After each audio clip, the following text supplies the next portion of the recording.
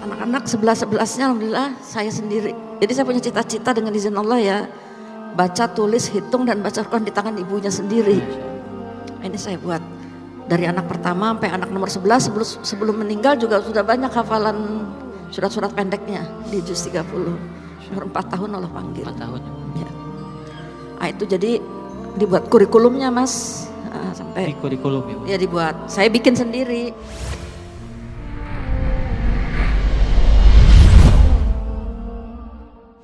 Bun, saya mau nanya ke Bunda deh. Siap.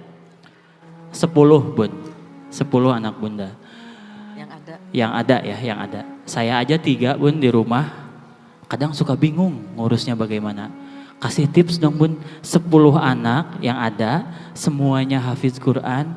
Apa sih tips yang paling utama yang harus dilakukan oleh orang tua agar anak-anak bisa menjadi seperti itu? Itu Bun. Bismillahirrahmanirrahim. Rabbi syrah li sadri wa yassir li amri wahlul 'uqdatam min lisani yafqahu qawli. Pertama memang tips ya praktis. Boleh Bun. Menyandarkan diri kita kepada Allah Subhanahu wa taala. Karena anak ini titipan. Jadi minta tolong sama Allah. Hari itu kok saya tiap tahun melahirkan. Jadi orang lihat saya itu kalau nggak gendong di dalam, gendong di luar. Anak yang paling dekat umurnya itu nomor 1, nomor 2, sama nomor 6 dengan nomor 7 dengan nomor 8. Nah alhamdulillah keempat-empatnya sudah selesai 30 juz dan ya secara umum Allah beri karunia berprestasi. Yang kedua memang harus kerjasama dengan suami, ini penting. Alhamdulillah ada bapak dan ibu di sini hadir. Tepuk tangan buat bapak-bapak utamanya. Tepuk tangan bapak-bapak. Karena pemimpin dalam keluarga itu adalah bapak. Ya. Istri pada dasarnya ya mengikuti visi bapak. Dan alhamdulillah suami saya klop Allah kasih.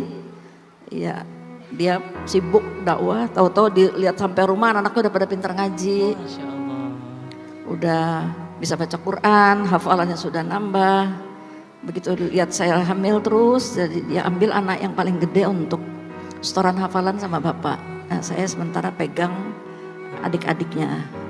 Yang ketiga, memang ini tips juga ya saya kira penting Bapak Ibu, membuat peta kayak kurikulum lah gitu. Ada target-target, misalnya anak kita umur 6 tahun harus sudah selesai membaca Al-Quran dengan bacaan dan tajwid yang benar. Jadi dulu cita-cita saya sebenarnya bukan menjadikan anak-anak hafiz, tapi kepingin anak-anak jadi anak yang soleh. Insya Allah. Nah, soleh itu mencakup semuanya. Nah, Allah kasih ya kemudahan untuk menghafal Al-Quran. Ini juga sesuai insya Allah dengan perintah Allah dalam Al-Quran. Rabbi habli minas solihin. Juga hadis Rasulullah SAW, waladun solihun yad'ulahu. Jadi yang diminta oleh Allah kepada kita bagaimana mendidik anak-anak menjadi anak yang soleh.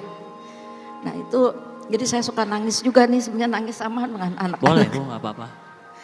Kalau nangis saya itu kalau anak-anak udah di atas 7 tahun, saya takut mereka gak bisa baca Quran. Masya Allah.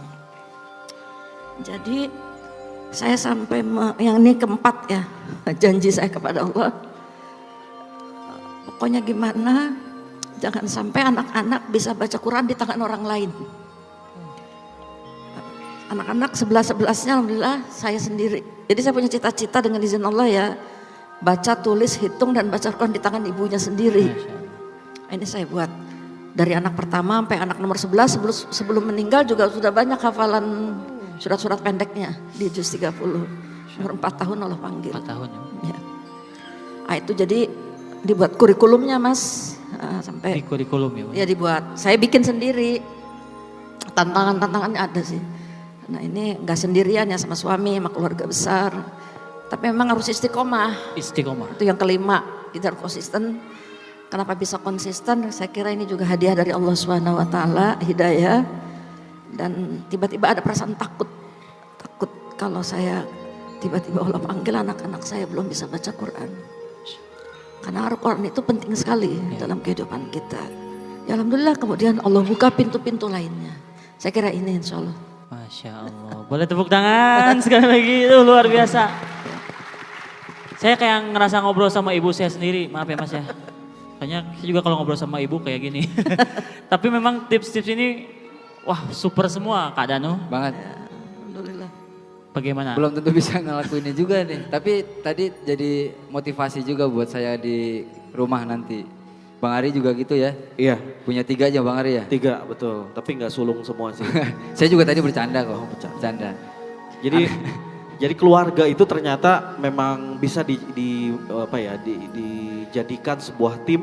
Betul. Gimana caranya bisa bersama-sama saling kerjasama ya Bu ya. Ya. Saling bantu-membantu gitu. Yang udah bisa ngajarin adiknya gitu mungkin ya Bu ya. Iya, saya buat seperti itu. Jadi anak-anak jarang keluar rumah. Oh, Saya bikin anak nomor 1 bertanggung jawab dengan anak yang nomor 9. Oh iya. Anak yang nomor 2 bertanggung jawab terhadap anak yang nomor 10. Jadi tingkat kesulitan yang paling tinggi dipegang oleh anak yang paling besar. Masya Allah. Sampai sekarang jadi masih ikatan saudara itu. Alhamdulillah. Jadi tidak hanya sekedar hubungan saudara damia ya, nasab, tapi juga hubungan-hubungan ideologis. Nah, ini saya bilang ini kelak akan menjadi saksi nanti di hadapan Allah bahwa tugas ibu dan bapak sudah ibu tunaikan.